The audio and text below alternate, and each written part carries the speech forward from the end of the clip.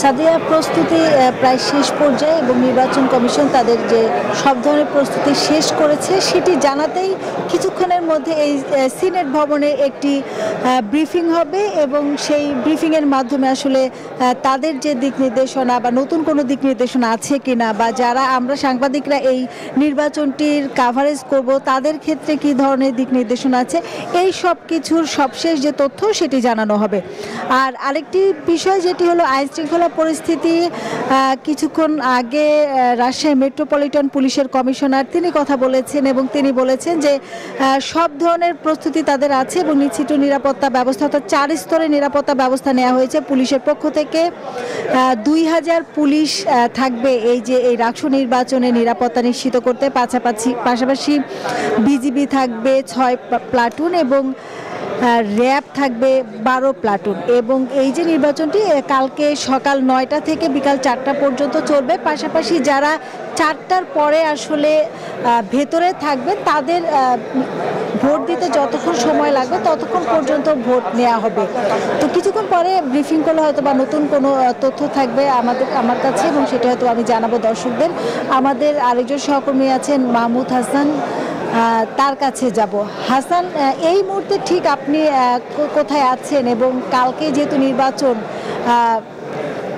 নতুন কি তথ্য আছে আপনার কাছে?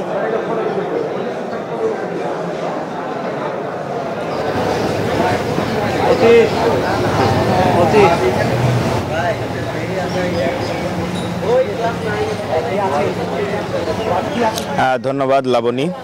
এখন বর্তমানে এই পরিবহন মার্কেটে অবস্থান করছি, যেখানে শিক্ষার্থীদের সব অবস্থানে সবসময় সরগরম অবস্থা থাকে।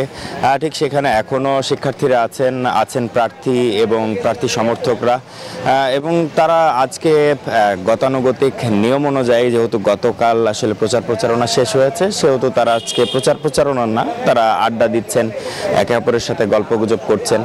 ঠিক এইভাবেই তারা সময় পার করছেন। আরেকটি বিষয় জানাতে চাই যে হলগুলোর যে অর্থাৎ কেন্দ্রগুলো যেগুলো আছে সেগুলো প্রস্তুতি প্রায় শেষের দিকে, মানে প্রস্তুতি নেওয়া হচ্ছে।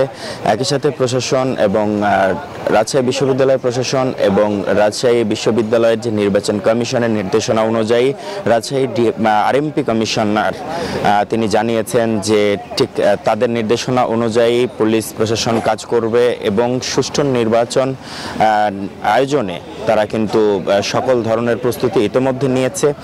একই সাথে গেট দিয়ে প্রবেশ যে দ্বারগুলো রয়েছে সেই প্রবেশ দ্বারগুলোতে আমরা দেখেছি নিরাপত্তা জোরদার করা হয়েছে। একই সাথে সাধারণ সহ শিক্ষার্থী এবং প্রার্থী যেই আসুক তাদেরকে আসলে জিজ্ঞাসাবাদ করেই আসলে ভার্সিটি অর্থাৎ বিশ্ববিদ্যালয়ে প্রবেশ অধিকার দেওয়া হচ্ছে। আরেকটু বিষয় আমি জানাতে চাই যে আজকে কিছুক্ষণের মধ্যে নির্বাচন কমিশনার ব্রিফ করবেন এবং তারপরে হয়তো কিছু নতুন তথ্য হয়তো আমরা জানতে পারবো।